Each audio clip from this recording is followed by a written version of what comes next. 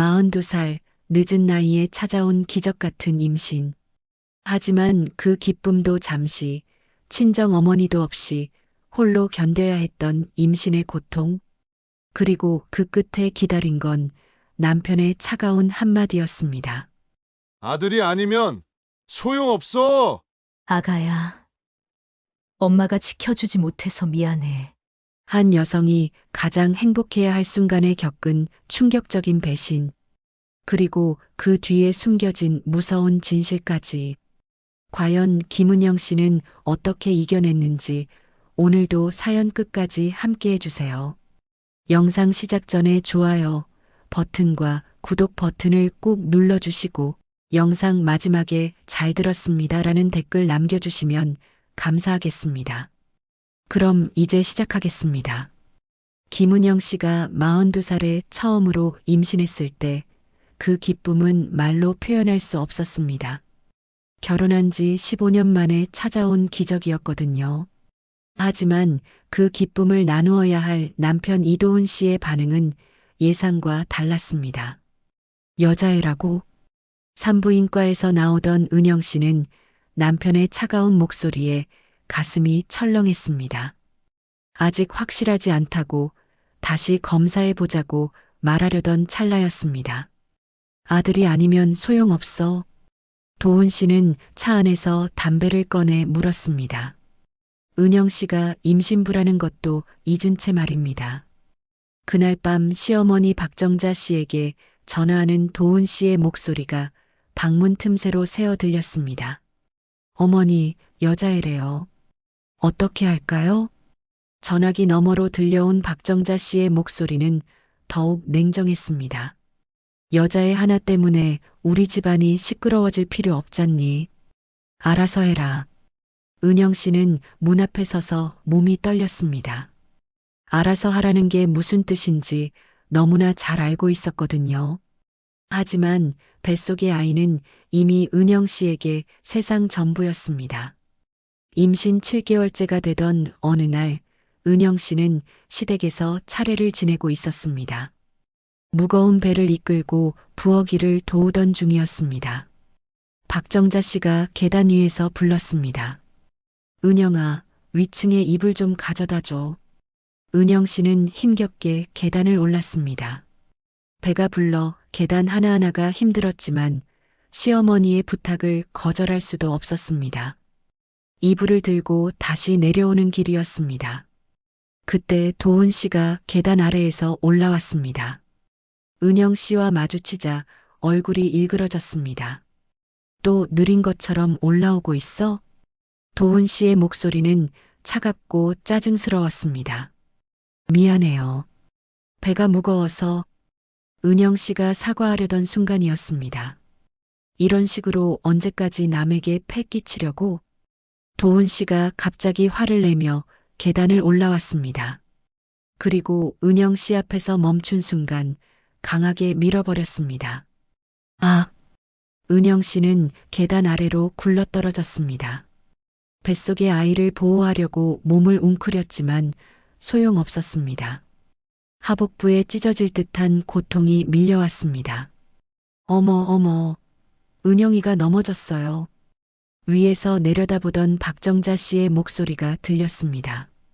하지만 은영 씨는 그 순간 도훈 씨의 표정을 똑똑히 봤습니다.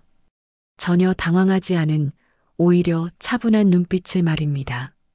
아가야, 아가야. 병원 응급실에서 은영 씨는 의식을 잃기 전까지 배를 감싸고 울부짖었습니다. 하지만 의사의 말은 잔인했습니다.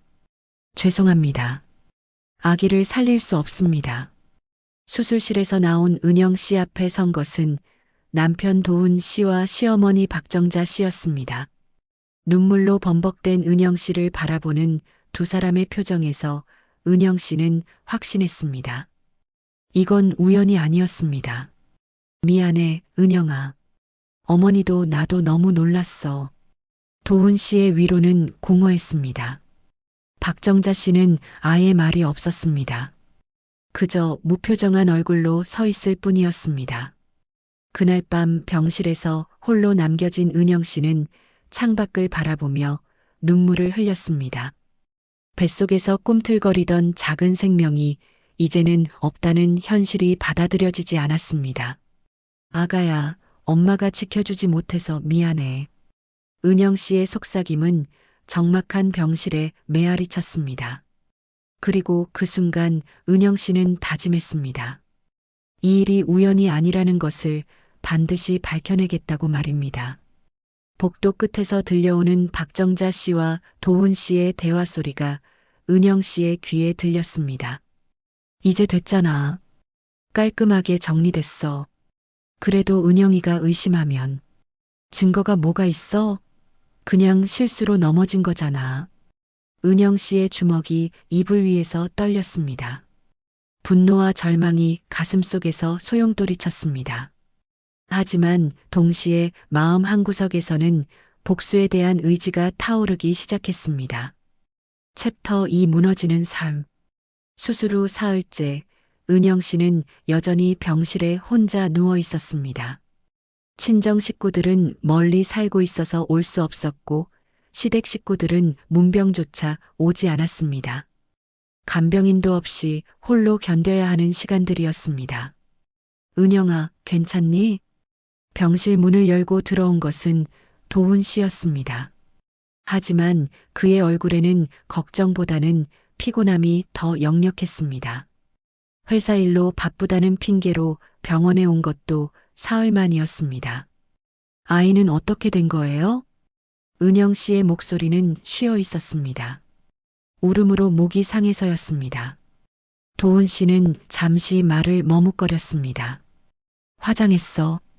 어머니가 알아서 처리하셨어. 뭐라고요? 은영 씨는 벌떡 일어나려다 상처 부위가 아파서 다시 누웠습니다. 자신도 모르게 눈물이 왈칵 쏟아졌습니다. 아무 말도 없이요? 내가 마지막으로 보지도 못하게요? 도훈 씨는 답답하다는 듯 한숨을 쉬었습니다. 아프니까 보지 않는 게 나을 거라고 어머니가. 그리고 병원에서도 빨리 처리하라고 했어. 그 순간 병실 문이 열렸습니다. 박정자 씨가 들어왔습니다. 손에는 미역국 한 그릇을 들고 있었습니다. 은영아, 미역국 끓여왔다. 박정자 씨의 목소리는 평소와 다름없이 담담했습니다. 마치 아무 일도 없었던 것처럼 말입니다. 은영 씨는 박정자 씨를 바라봤습니다. 어머니, 제 아이를. 애 이야기는 그만해. 이미 끝난 일이야. 박정자 씨의 말은 단호했습니다. 은영 씨의 가슴이 칼로 베이는 것처럼 아팠습니다. 그래도 제가 낳은 아이인데요. 여자가 아이 하나 못 지켜내서 무슨 가정이냐. 박정자 씨의 차가운 말에 은영 씨는 말문이 막혔습니다. 아이를 지키지 못한 것이 자신의 잘못이라는 것인지요. 아이를 잃게 만든 장본인이 하는 말이라고는 믿어지지 않았습니다. 병원비도 많이 나왔으니 빨리 퇴원해. 집에서 쉬면서 몸조리해. 도훈 씨가 말했습니다. 하지만 그의 목소리에는 아내를 걱정하는 마음보다는 경제적 부담에 대한 불만이 더 컸습니다. 좀 더 입원하고 싶어요.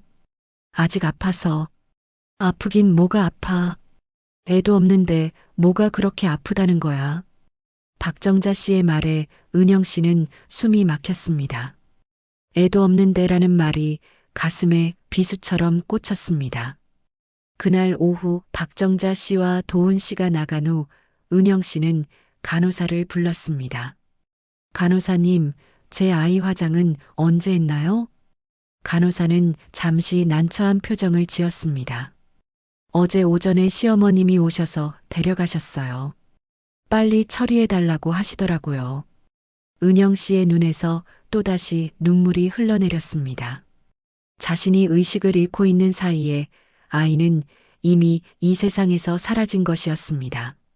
마지막 작별 인사도 하지 못한 채로 말입니다. 퇴원하는 날 도훈 씨는 회사 일로 오지 못했습니다. 박정자 씨 혼자 은영 씨를 데리러 왔습니다. 집에 가서 푹 쉬어. 그리고 이런 일은 다시 일어나지 않을 거야.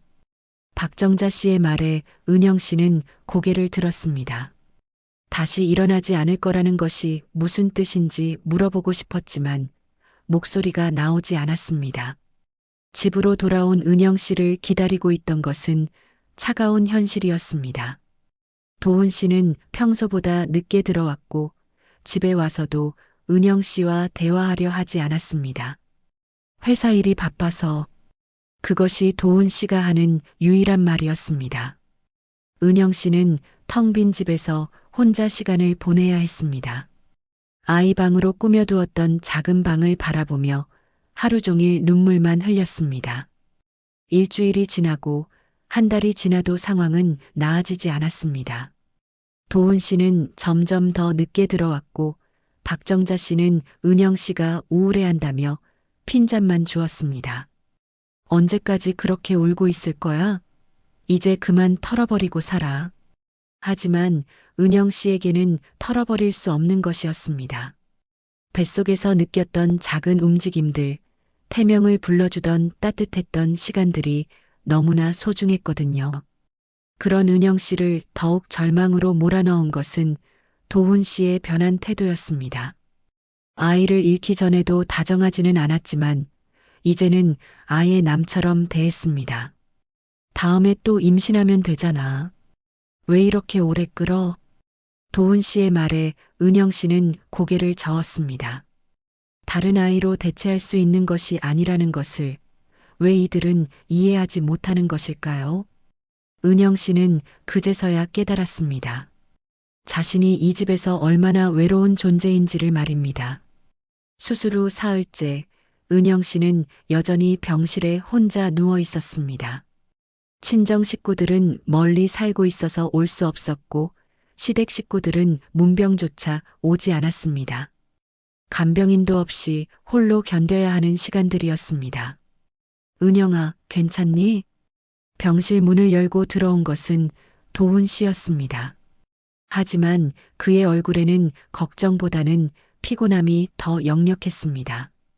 회사 일로 바쁘다는 핑계로 병원에 온 것도 사흘 만이었습니다. 아이는 어떻게 된 거예요? 은영 씨의 목소리는 쉬어 있었습니다. 울음으로 목이 상해서였습니다. 도훈 씨는 잠시 말을 머뭇거렸습니다. 화장했어. 어머니가 알아서 처리하셨어. 뭐라고요? 은영 씨는 벌떡 일어나려다 상처 부위가 아파서 다시 누웠습니다. 자신도 모르게 눈물이 왈칵 쏟아졌습니다. 아무 말도 없이요? 내가 마지막으로 보지도 못하게요? 도훈 씨는 답답하다는 듯 한숨을 쉬었습니다. 아프니까 보지 않는 게 나을 거라고 어머니가. 그리고 병원에서도 빨리 처리하라고 했어. 그 순간 병실 문이 열렸습니다. 박정자 씨가 들어왔습니다. 손에는 미역국 한 그릇을 들고 있었습니다. 은영아, 미역국 끓여왔다. 박정자 씨의 목소리는 평소와 다름없이 담담했습니다. 마치 아무 일도 없었던 것처럼 말입니다. 은영 씨는 박정자 씨를 바라봤습니다. 어머니, 제 아이를. 애 이야기는 그만해. 이미 끝난 일이야. 박정자 씨의 말은 단호했습니다. 은영 씨의 가슴이 칼로 베이는 것처럼 아팠습니다. 그래도 제가 낳은 아이인데요. 여자가 아이 하나 못 지켜내서 무슨 가정이냐. 박정자 씨의 차가운 말에 은영 씨는 말문이 막혔습니다. 아이를 지키지 못한 것이 자신의 잘못이라는 것인지요. 아이를 잃게 만든 장본인이 하는 말이라고는 믿어지지 않았습니다. 병원비도 많이 나왔으니 빨리 퇴원해. 집에서 쉬면서 몸조리해. 도훈 씨가 말했습니다. 하지만 그의 목소리에는 아내를 걱정하는 마음보다는 경제적 부담에 대한 불만이 더 컸습니다. 좀 더 입원하고 싶어요. 아직 아파서. 아프긴 뭐가 아파. 애도 없는데 뭐가 그렇게 아프다는 거야. 박정자 씨의 말에 은영 씨는 숨이 막혔습니다. 애도 없는데라는 말이 가슴에 비수처럼 꽂혔습니다. 그날 오후 박정자 씨와 도훈 씨가 나간 후 은영 씨는 간호사를 불렀습니다. 간호사님, 제 아이 화장은 언제 했나요?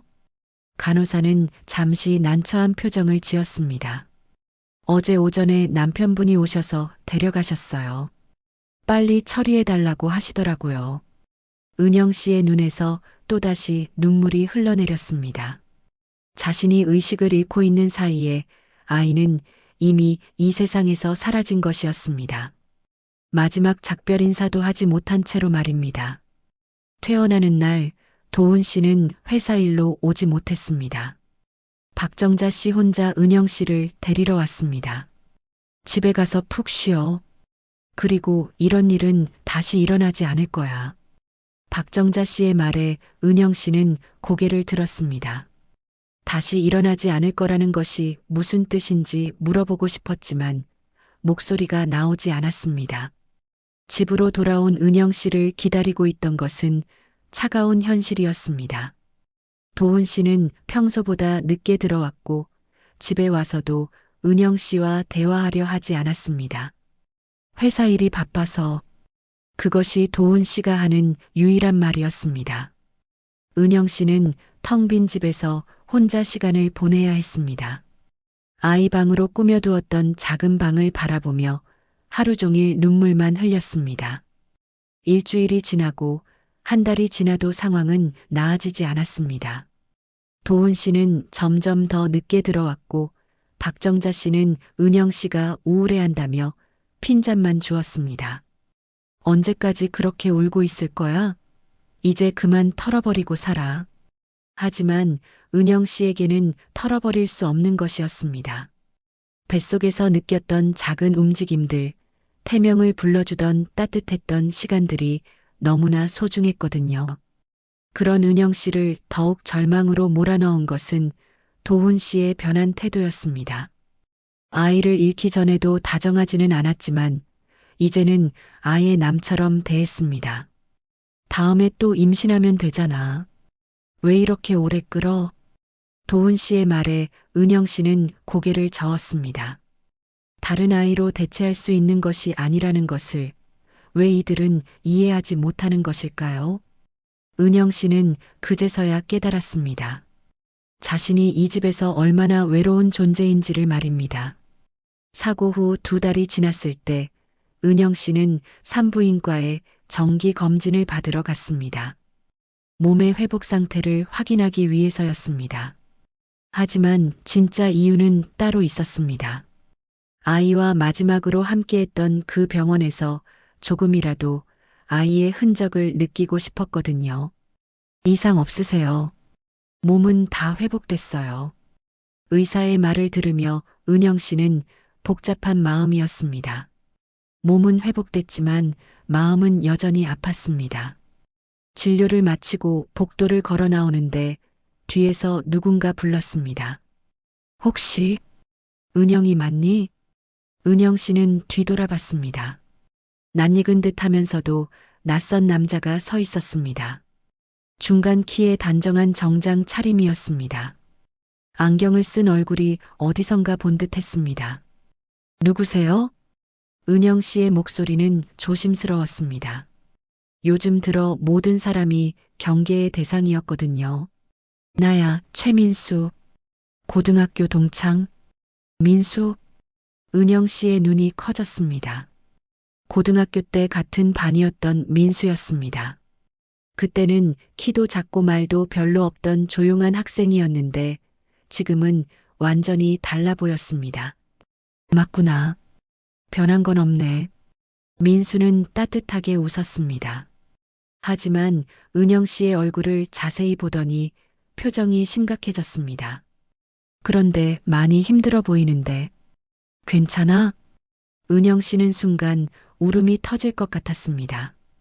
오랫동안 아무도 자신을 걱정해주지 않았는데 갑자기 누군가 괜찮냐고 물어보니 마음이 무너져 내렸습니다. 아, 네.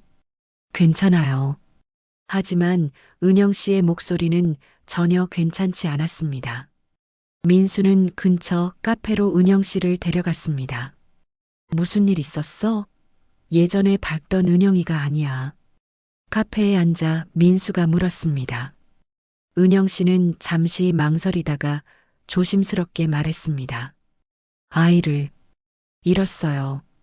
뭐라고? 민수의 표정이 급변했습니다. 은영 씨는 눈물을 참으며 간단히 상황을 설명했습니다. 계단에서 넘어진 일, 아이를 잃은 일, 지금의 상황까지 말입니다.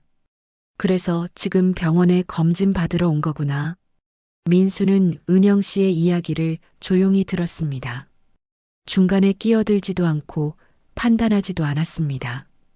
그저 들어줄 뿐이었습니다. 미안해. 내가 힘든 이야기 하게 했네. 은영 씨가 사과했습니다. 하지만 민수는 고개를 저었습니다. 아니야. 혼자 견디기 힘들었을 텐데. 주변에 의지할 사람은 없어? 은영 씨는 쓴웃음을 지었습니다. 시댁 식구들은 오히려 자신을 탓하고 친정은 멀리 있어서 연락하기도 어려웠습니다. 혼자예요. 그냥 혼자 견디고 있어요. 민수는 잠시 생각에 잠겼습니다. 그러다 조심스럽게 물었습니다. 실례가 안 된다면 남편분은 뭐 하시는 분이야? 건설회사를 운영해요. H건설이라고. 민수의 눈빛이 변했습니다. H건설이라는 이름을 듣자마자 무언가를 떠올리는 듯 했습니다.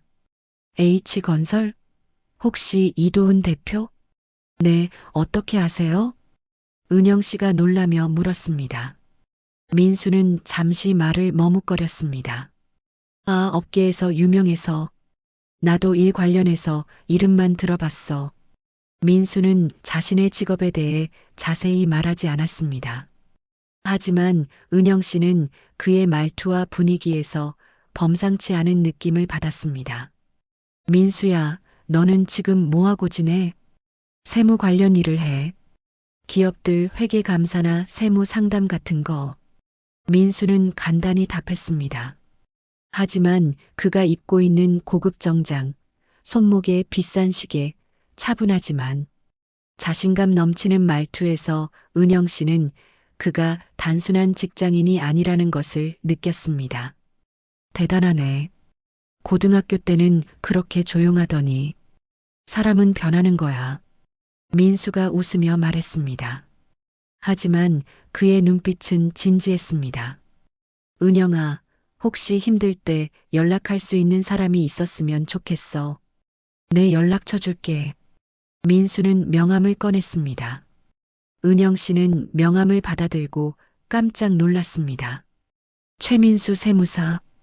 그리고 밑에 적힌 사무소 이름을 보고 더욱 놀랐습니다. 서울에서 가장 유명한 세무법인 중 하나였거든요. 이거 진짜야? 응. 언제든지 힘들면 연락해. 도울 수 있는 일이 있다면 뭐든지. 민수의 말에는 진정성이 담겨 있었습니다. 은영 씨는 오랜만에 누군가의 따뜻함을 느꼈습니다. 고마워. 정말 고마워. 은영 씨의 눈에 눈물이 맺혔습니다. 하지만 이번에는 슬픔의 눈물이 아니었습니다. 고마움의 눈물이었습니다. 카페를 나서면서 민수는 진지한 표정으로 말했습니다. 은영아, 혹시 집에서 이상한 일 있으면 꼭 연락해. 괜히 혼자 끙끙 앓지 말고. 은영 씨는 민수의 말이 무슨 뜻인지 정확히는 몰랐지만 고개를 끄덕였습니다. 집으로 돌아가는 길에 은영 씨는 명함을 다시 꺼내봤습니다. 오랜만에 마음이 조금 가벼워진 느낌이었습니다.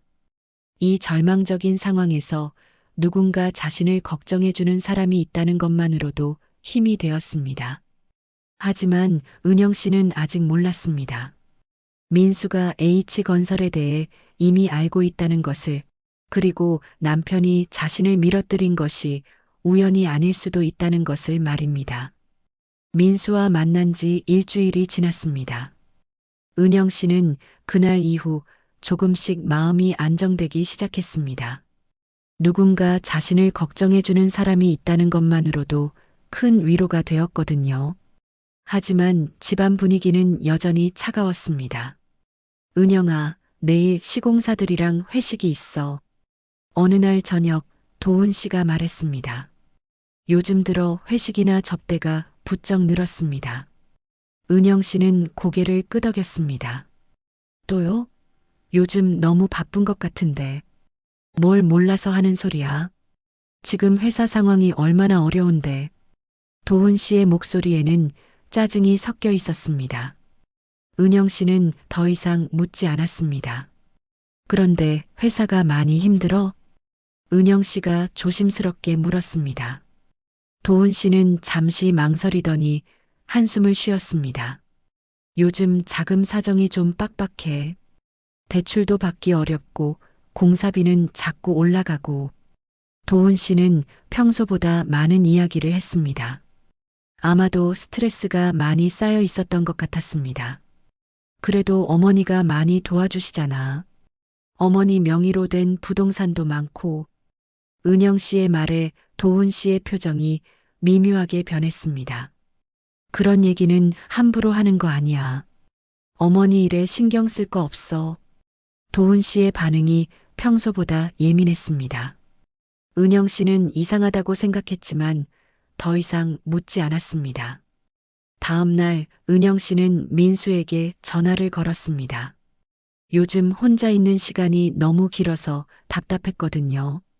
민수야, 시간 되면 커피 한잔 할까? 물론이지. 어디서 만날까? 민수는 기꺼이 만나자고 했습니다. 카페에서 만난 민수는 은영 씨의 얼굴을 유심히 봤습니다. 좀 나아 보이네. 그래도 아직 많이 힘들어 보여. 고마워. 내가 있어서 많이 의지가 돼. 은영 씨는 솔직하게 말했습니다. 민수는 따뜻하게 웃었습니다. 그런데 집에서는 어때? 남편분이나 시어머님은? 민수의 질문에 은영 씨는 잠시 머뭇거렸습니다.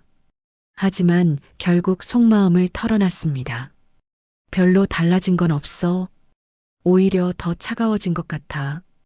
특히 시어머니는 내가 아이를 못 지켜서 그런 거라고 계속 말씀하세요. 민수의 표정이 굳어졌습니다. 그런 말씀을 하세요? 응. 그리고 남편도 요즘 회사 일로 스트레스를 많이 받는 것 같아. 자금 사정이 안 좋다고 하더라. 민수는 은영 씨의 말을 귀에 깊게 들었습니다. 특히 자금 사정이라는 말에 더욱 집중했습니다. 자금 사정이요? 구체적으로 어떤? 잘 모르겠어. 대출 받기가 어렵다고 하고 시어머니 명의 부동산 얘기도 나오더라. 민수의 눈빛이 예리해졌습니다. 하지만 은영 씨 앞에서는 내색하지 않았습니다. 힘드시겠네요. 그런데 은영아, 혹시 집에서 이상한 서류나 통장 같은 거 본 적 있어? 서류? 은영 씨가 되물었습니다. 민수는 자연스럽게 설명했습니다. 아니, 요즘 사기 사건이 많아서. 특히 건설업계는 복잡한 일이 많으니까. 혹시 이상한 게 있으면 조심하라는 뜻이야. 아, 그런 거는 잘 모르겠어. 남편이 그런 일은 다 알아서 하니까. 은영 씨는 별 생각 없이 답했습니다.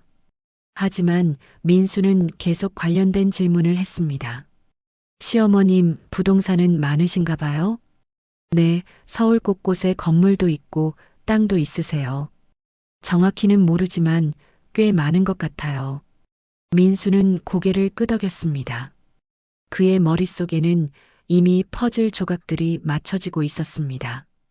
그런데 민수야, 너는 정말 세무사 일만 해? 은영 씨가 갑자기 물었습니다. 민수의 분위기나 질문하는 방식이 단순한 세무사와는 다른 느낌이었거든요. 왜 그렇게 물어? 아니, 뭔가 달라 보여서. 고등학교 때와는 완전히 다른 사람 같아. 민수는 잠시 생각했습니다. 그리고 조심스럽게 말했습니다. 사실 내가 하는 일이 좀 특별해. 단순히 세무 상담만 하는 게 아니라 기업들의 회계 부정이나 탈세를 조사하는 일도 해. 정말? 은영 씨의 눈이 커졌습니다. 민수는 계속 설명했습니다. 큰 기업들이 의뢰를 하기도 하고 때로는 검찰이나 국세청과 함께 일하기도 해. 그래서 업계 소식을 많이 알고 있는 거야.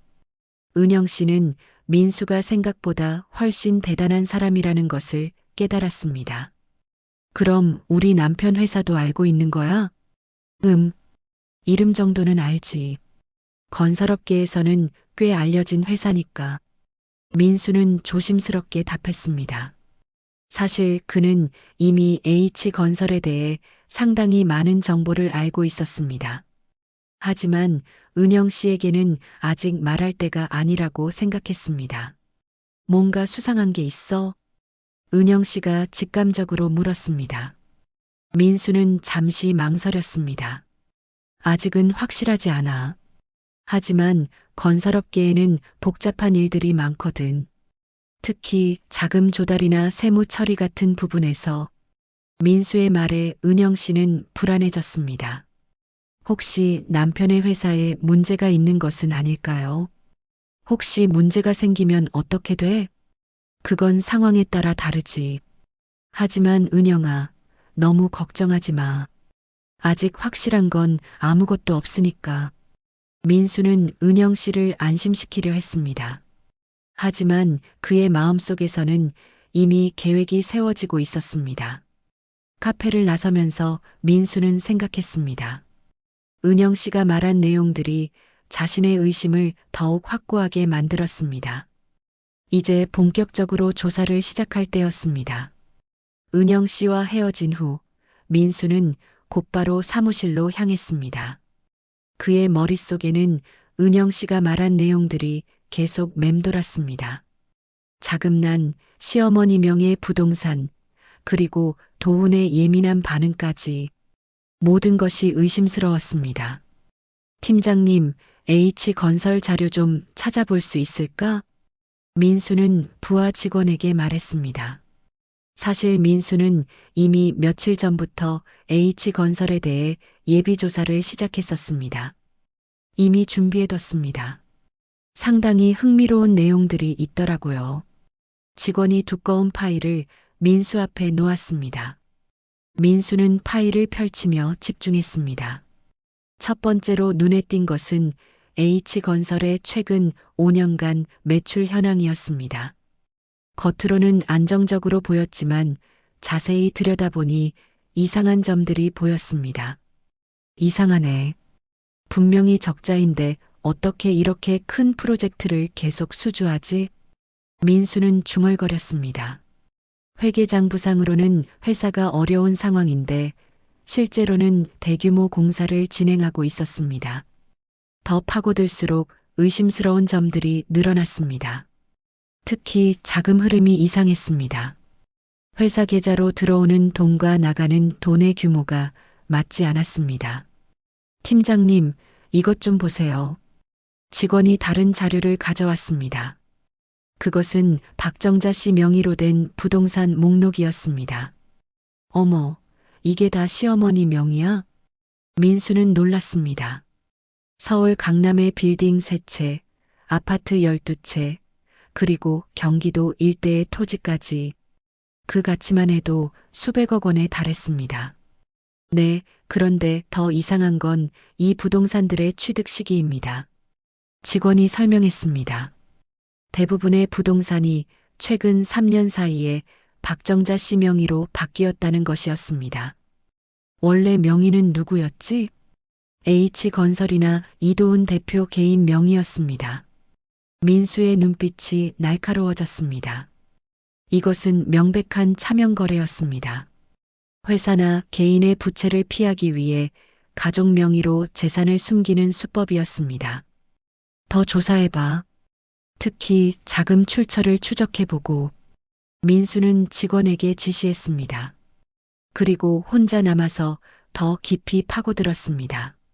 시간이 지날수록 H건설의 실체가 드러났습니다. 겉으로는 건전한 건설회사로 보였지만 속을 들여다보니 거대한 비리 덩어리였습니다. 첫째, 수십억 원 규모의 탈세가 있었습니다. 공사비를 부풀려 신고하거나 가공의 하청업체를 만들어 비자금을 조성하는 수법이었습니다. 둘째, 차명 거래를 통한 재산 은닉이 체계적으로 이루어지고 있었습니다. 박정자 씨 명의의 부동산이 그 증거였습니다. 셋째, 정치권과의 유착 의혹도 있었습니다. 특정 정치인들과의 골프 모임, 후원금 명목의 거액 지출 등이 회계장부에 나타났습니다. 이 정도면 검찰의 고발에도 충분한 수준이네. 민수는 혼잣말로 중얼거렸습니다. 하지만 곧바로 은영 씨 생각이 났습니다. 이 모든 것이 밝혀지면 은영 씨는 어떻게 될까요? 다음 날 아침 민수는 다시 조사를 계속했습니다.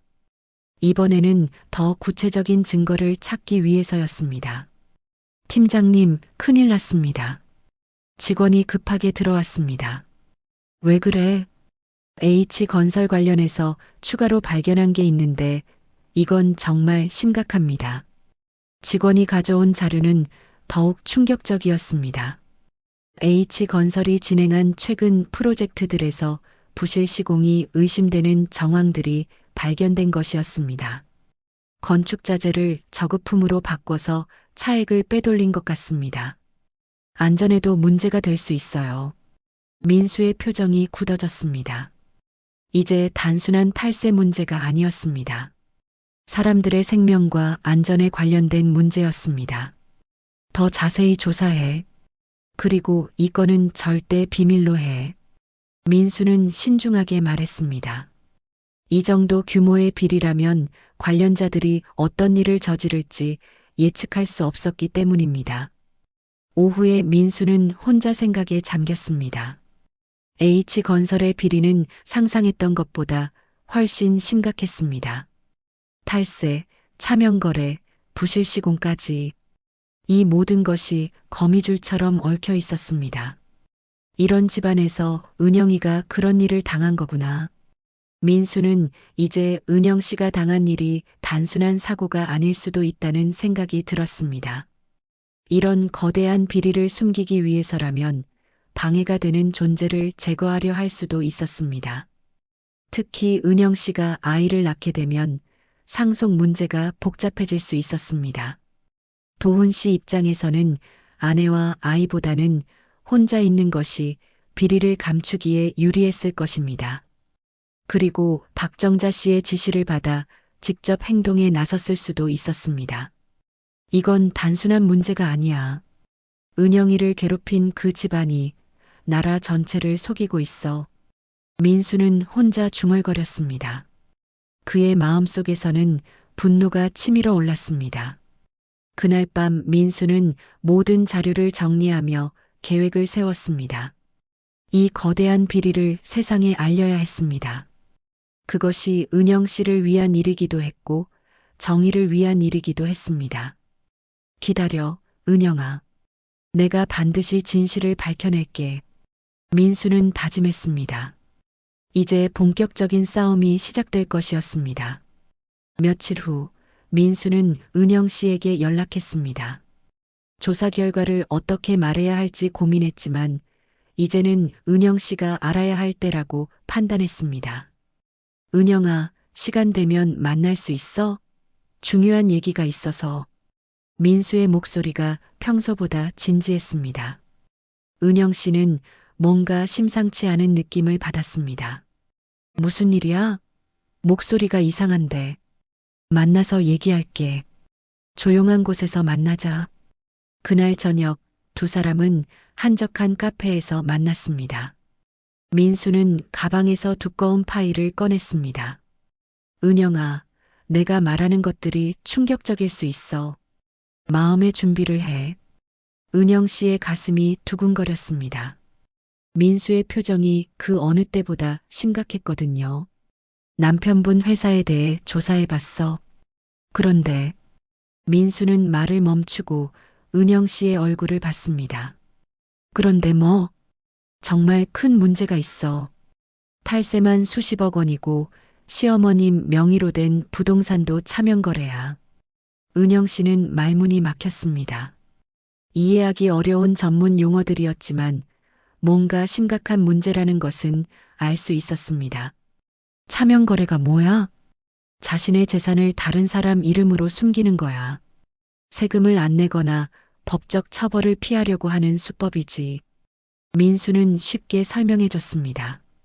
은영 씨의 얼굴이 점점 창백해졌습니다. 그러면 우리 시어머니가 범죄자라는 얘기야? 그렇게 볼 수 있어. 그리고 남편분도 공범이고. 민수의 말에 은영 씨는 충격을 받았습니다. 시댁 식구들이 미워했지만 설마 범죄를 저지르고 있을 줄은 몰랐습니다. 그런데 이게 나랑 무슨 상관이 있어? 은영 씨가 어리둥절해하며 물었습니다.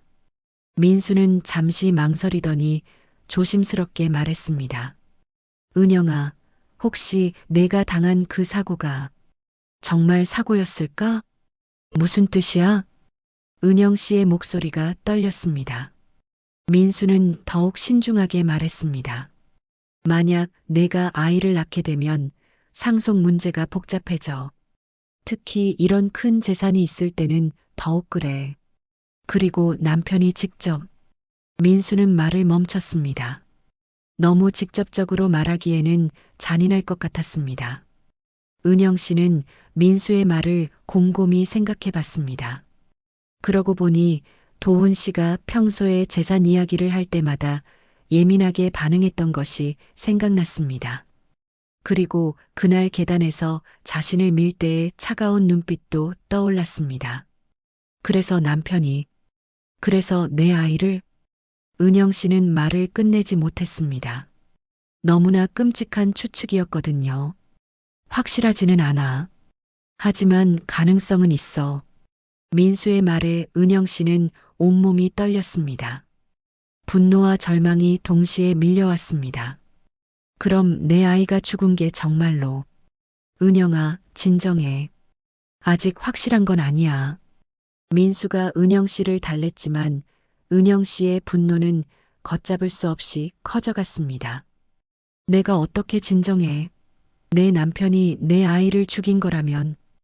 은영 씨의 목소리가 커졌습니다. 주변 사람들이 쳐다볼 정도였습니다. 은영아, 일단 집에 가서 생각해봐. 그리고 섣불리 행동하지는 마. 민수는 은영 씨를 집까지 데려다 줬습니다.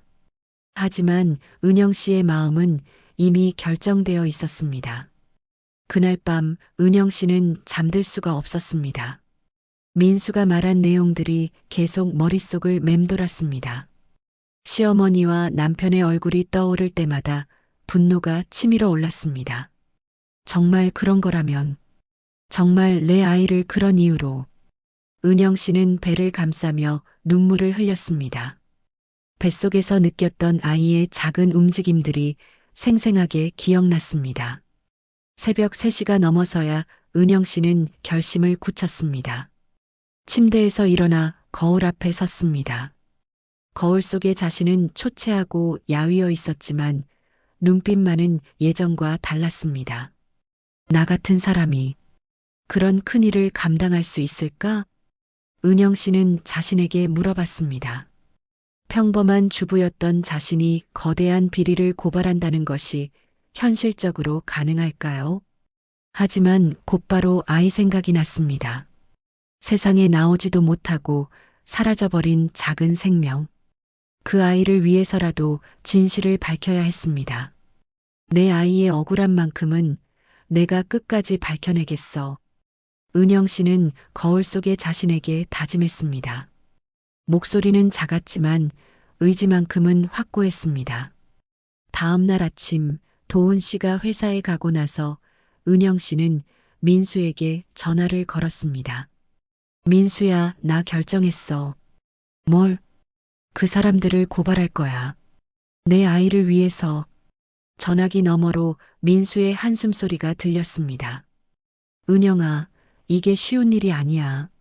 상대방은 돈도 많고 권력도 있어. 그래도 해야겠어. 이대로 있으면 내가 미쳐버릴 것 같아. 은영 씨의 목소리에는 확신이 담겨 있었습니다. 민수는 잠시 생각했습니다. 그럼 내가 도와줄게. 하지만 정말 힘든 길이 될 거야. 고마워. 혼자서는 할 수 없었을 거야. 그런데 은영아, 한 가지만 약속해. 뭐? 절대로 혼자 행동하지 마. 위험할 수 있어. 민수의 말에 은영 씨는 고개를 끄덕였습니다. 이제 본격적인 싸움이 시작될 것이었습니다. 하지만 은영 씨는 더 이상 두렵지 않았습니다. 잃을 게 없는 사람이 가장 강하다고 했잖아요. 기다려, 우리 아가. 엄마가 반드시 진실을 밝혀낼게.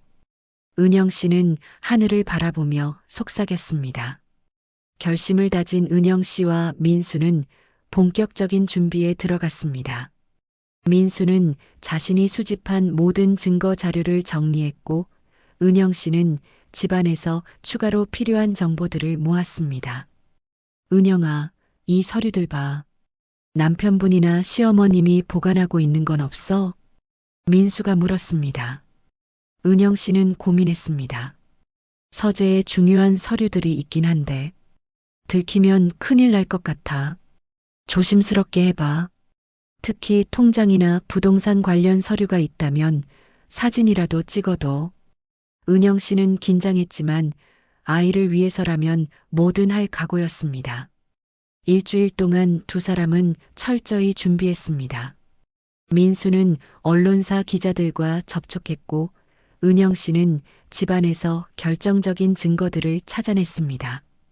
특히 박정자 씨의 개인 금고에서 발견한 차명 계약서들은 결정적이었습니다.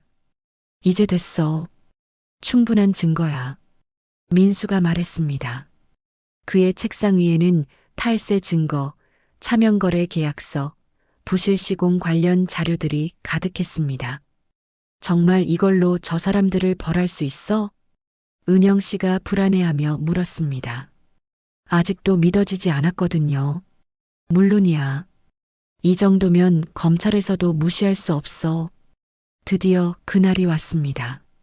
민수는 평소 알고 지내던 탐사보도 전문 기자에게 모든 자료를 넘겼습니다. 이 정도면 특종감이네요. 확실한 자료인가요? 기자가 물었습니다. 민수는 자신 있게 답했습니다. 제 이름을 걸고 보장합니다. 모든 증거는 검증이 끝났어요. 며칠 후 아침, 도훈 씨가 평소처럼 출근 준비를 하고 있었습니다. 은영 씨는 조용히 아침을 차려주며 마음속으로 카운트다운을 했습니다. 오늘 저녁에 일찍 들어올게. 도훈 씨가 말했습니다. 하지만 은영 씨는 그가 오늘 저녁에는 집에 오지 못할 것이라는 걸 알고 있었습니다. 오전 10시 은영 씨의 휴대폰이 울렸습니다. 시작됐어. 민수의 간단한 문자였습니다. 은영 씨는 텔레비전을 켰습니다. 속보입니다. 서울 소재 H건설이 수십억 원 규모의 탈세 혐의로 검찰 수사를 받고 있다는 소식입니다. 뉴스 앵커의 목소리가 울려 퍼졌습니다. 은영 씨의 심장이 빠르게 뛰었습니다. H건설은 지난 5년간 공사비를 부풀려 신고하거나 가공의 하청업체를 통해 비자금을 조성한 혐의를 받고 있습니다. 화면에는 H건설 본사 건물이 나왔습니다. 검찰 수사관들이 박스를 가득 실은 채 나오는 모습이었습니다. 또한 이도훈 대표의 모친 박정자 씨, 명의로 된 수백억 원 상당의 부동산이 차명거래 의혹을 받고 있어 추가 수사가 진행될 예정입니다. 은영 씨는 화면을 멍하니 바라봤습니다. 정말로 현실이 되고 있었습니다. 오후에는 더욱 자세한 보도가 이어졌습니다. H건설 관련 탈세 규모가 무려 200억 원에 달하는 것으로 추정됩니다. 검찰은 오늘 오후 이도훈 대표에 대해 긴급 체포영장을 신청할 방침이라고 밝혔습니다. 은영 씨의 휴대폰이 계속 울렸습니다. 도훈 씨에게서 온 전화였지만 받지 않았습니다. 저녁 뉴스 시간이 되자 더욱 충격적인 소식이 전해졌습니다. H건설 이도훈 대표가 오늘 오후 검찰에 긴급 체포되었습니다. 또한 공범으로 지목된 모친 박정자 씨도 함께 조사받을 예정입니다. 화면에는 수갑을 찬 도훈 씨가 검찰청으로 들어가는 모습이 나왔습니다. 평소에 당당하던 모습은 온데간데 없고 초라한 모습이었습니다. 이들은 차명 거래를 통해 재산을 은닉하고 부실 시공으로 국민의 생명을 위협한 혐의까지 받고 있어 중형이 예상됩니다. 은영 씨는 화면 속의 도훈 씨를 바라보며 복잡한 심정이었습니다. 한때는 사랑했던 남편이었지만 이제는 자신과 아이를 배신한 원수였습니다. 추가 속보입니다. 박정자 씨도 방금 전 검찰에 출석했습니다. 화면에는 박정자 씨가 기자들에게 둘러싸인 채 검찰청으로 들어가는 모습이 나왔습니다. 평소에 우아하고 도도하던 모습은 찾아볼 수 없었습니다. 머리는 헝클어져 있었고 얼굴은 창백했습니다. 취재진의 질문에는 답변하지 않은 채 검찰청으로 들어갔습니다. 은영 씨는 텔레비전 앞에서 눈물을 흘렸습니다. 하지만 이번에는 슬픔의 눈물이 아니었습니다. 아가야, 이제 조금은 편히 잠들어도 돼. 은영 씨는 하늘을 바라보며 속삭였습니다. 뱃속의 아이에게 하는 말이었습니다. 그날 밤 민수에게서 전화가 왔습니다. 은영아, 뉴스 봤어? 응, 다 봤어. 정말 고마워. 은영 씨의 목소리에는 안도감이 묻어났습니다. 이제 시작이야. 재판이 남아있어. 알고 있어. 끝까지 지켜볼 거야.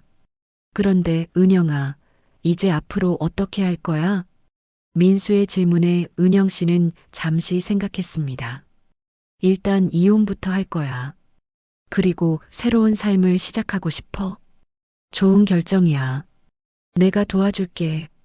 전화를 끊은 후 은영 씨는 창밖을 바라봤습니다. 오랜만에 마음이 후련했습니다. 드디어 정의가 실현되고 있었습니다. 하지만 은영 씨는 아직 몰랐습니다. 이것이 끝이 아니라 새로운 시작이라는 것을, 그리고 진정한 행복이 자신을 기다리고 있다는 것을 말입니다. 도훈 씨와 박정자 씨가 구속된 지 한 달이 지났습니다. 은영 씨는 그동안 이혼 절차를 진행했습니다. 다행히 도훈 씨 측에서는 별다른 이의를 제기하지 않았습니다. 이미 모든 것을 잃은 상황에서 더 이상 버틸 힘이 없었던 것 같았습니다. 축하해, 은영아. 이제 진짜 자유야. 민수가 법원 앞에서 은영 씨에게 말했습니다. 이혼 확정 판결을 받은 날이었습니다. 고마워. 정말 내가 없었다면 불가능했을 거야. 은영 씨는 진심으로 감사했습니다. 민수는 지난 몇 달 동안 법정에도 함께 다니고 힘든 순간마다 곁에 있어줬습니다. 이제 뭘 하고 싶어? 민수가 물었습니다. 은영 씨는 잠시 생각했습니다. 예전부터 요리하는 걸 좋아했거든. 작은 식당이라도 차려보고 싶어? 좋은 생각이야. 내가 도와줄게. 민수의 지원으로 은영 씨는 작은 국밥집을 열었습니다. 시댁에서 나온 후 임대한 작은 상가 건물의 1층이었습니다. 규모는 작았지만 은영 씨에게는 새로운 희망의 공간이었습니다. 은영이네 국밥집. 간판을 다는 날 민수도 함께 왔습니다. 이름이 정겨워. 분명히 잘 될 거야. 민수의 격려에 은영 씨는 미소를 지었습니다. 오랜만에 진짜 웃음이었습니다. 개업 첫날 손님은 많지 않았습니다. 하지만 은영 씨는 실망하지 않았습니다. 자신만의 공간에서 자신이 하고 싶은 일을 한다는 것만으로도 행복했거든요. 사장님, 국밥 하나 주세요. 첫 손님이 들어왔습니다. 중년 남성이었습니다.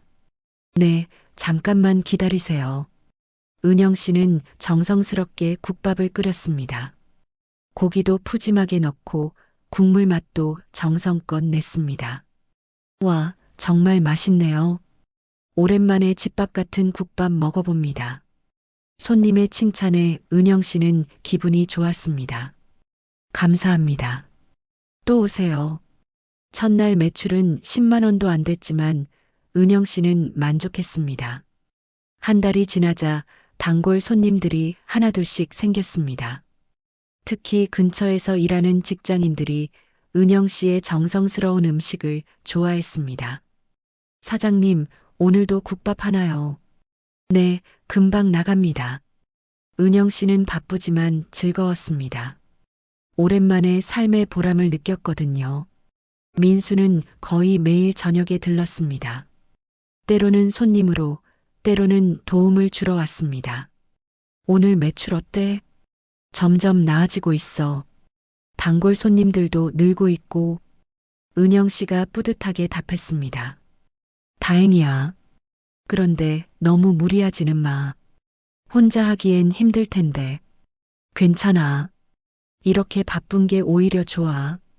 생각할 시간이 없어서. 민수는 은영 씨의 말을 이해했습니다. 바쁘게 일하는 것이 아픈 기억을 잊는데 도움이 되는 것 같았습니다. 어느 날 저녁 마감을 하고 있는 은영 씨에게 민수가 말했습니다. 은영아, 너한테 하고 싶은 말이 있어. 민수의 목소리가 평소와 달랐습니다. 은영 씨는 고개를 들었습니다. 뭐? 사실 나 너를 좋아해. 민수의 갑작스러운 고백에 은영 씨는 당황했습니다. 민수야. 아니, 부담 갖지 마. 그냥 내 마음을 말하고 싶었을 뿐이야. 민수는 서둘러 말했습니다. 고등학교 때부터 너를 좋아했어. 그때는 말할 용기가 없었지만 은영 씨는 놀랐습니다. 전혀 몰랐던 사실이었습니다. 그래서 병원에서 널 만났을 때 얼마나 기뻤는지 몰라. 물론 내가 힘든 상황이라 속상하기도 했지만 민수의 진실한 마음이 전해졌습니다. 민수야, 고마워. 정말 고마워. 은영 씨의 눈에 눈물이 맺혔습니다.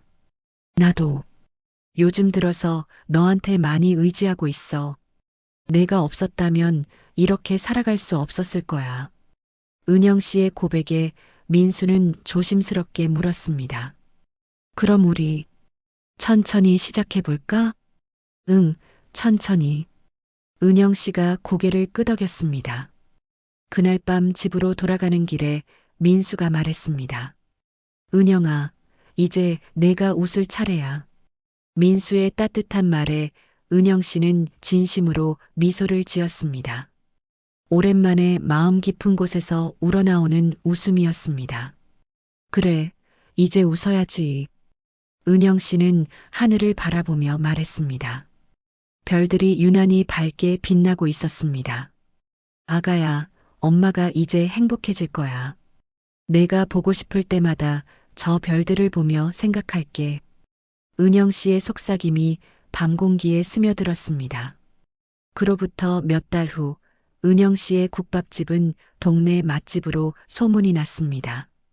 언제나 손님들의 웃음소리가 가득했고, 은영 씨도 예전의 밝은 모습을 되찾았습니다.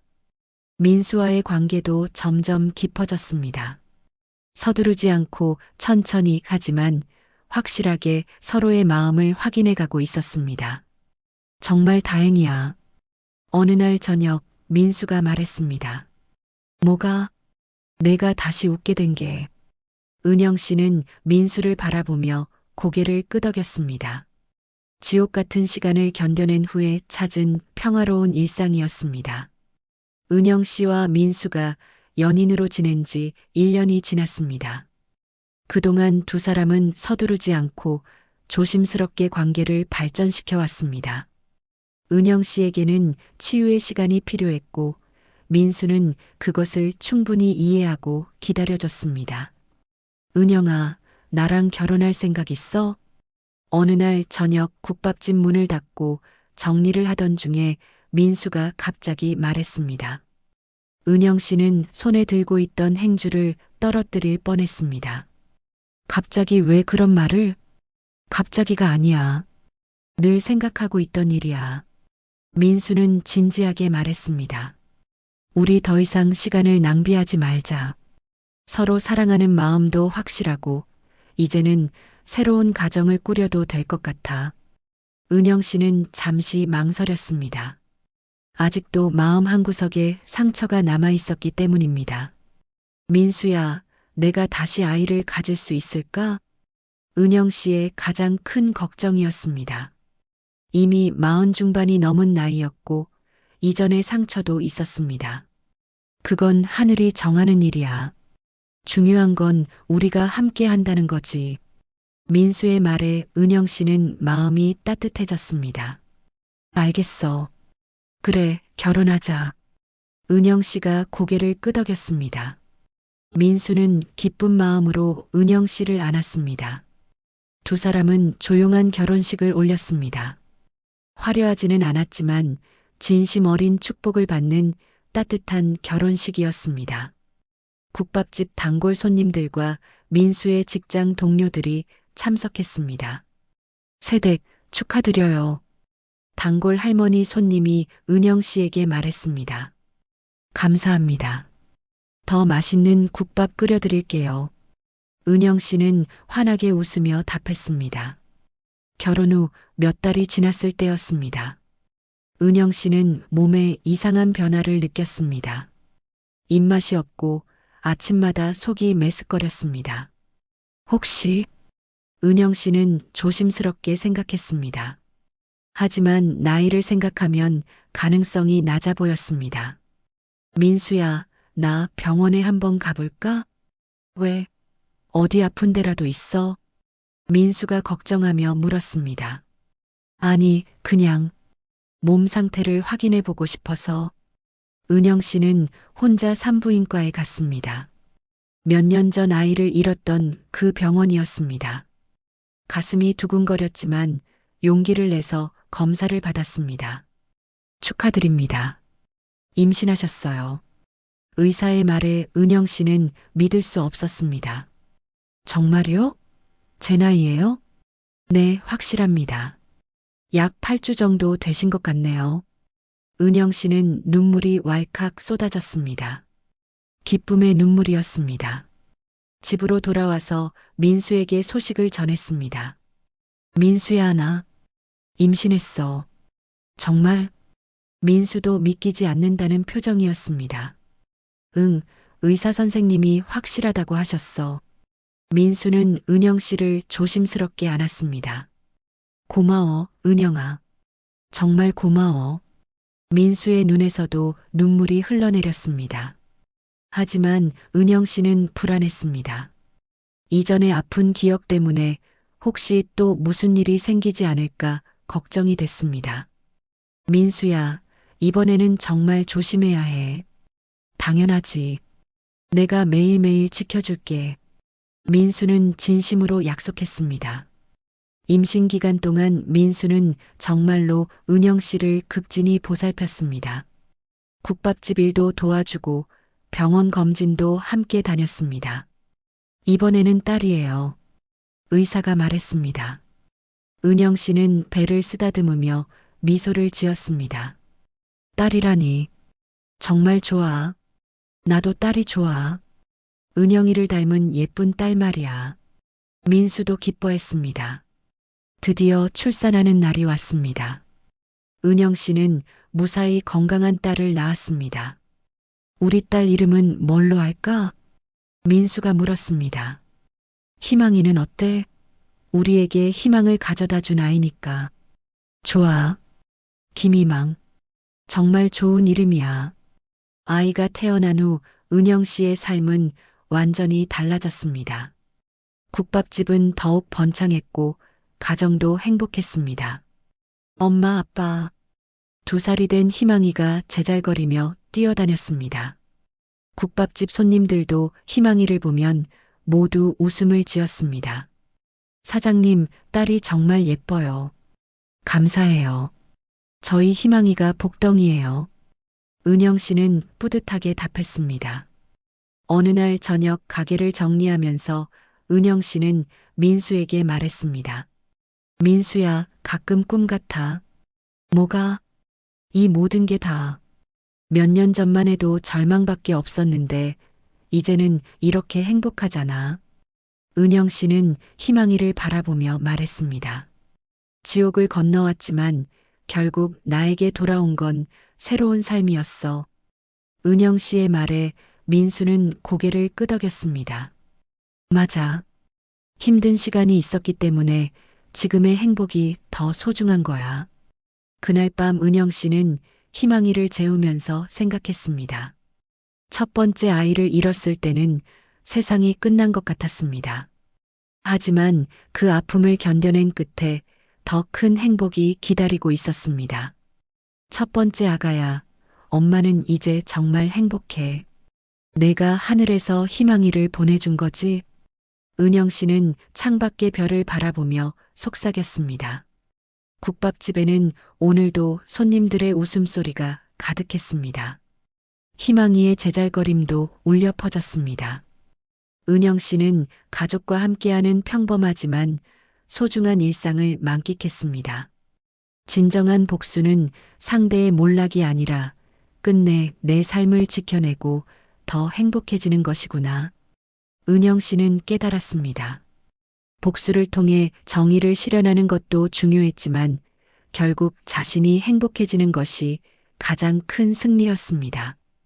그렇게 은영 씨는 새로운 가족과 함께 진정한 행복을 찾아 살아갔습니다. 여러분, 오늘의 사연 어떠셨나요? 은영 씨 이야기가 마음에 드셨다면 꼭 구독과 좋아요 눌러주세요. 댓글로 오늘 주인공들에게 응원의 메시지도 남겨주세요. 여러분의 따뜻한 댓글이 큰 힘이 됩니다. 다음 주에는 또 다른 감동적인 이야기로 찾아뵙겠습니다. 감사합니다.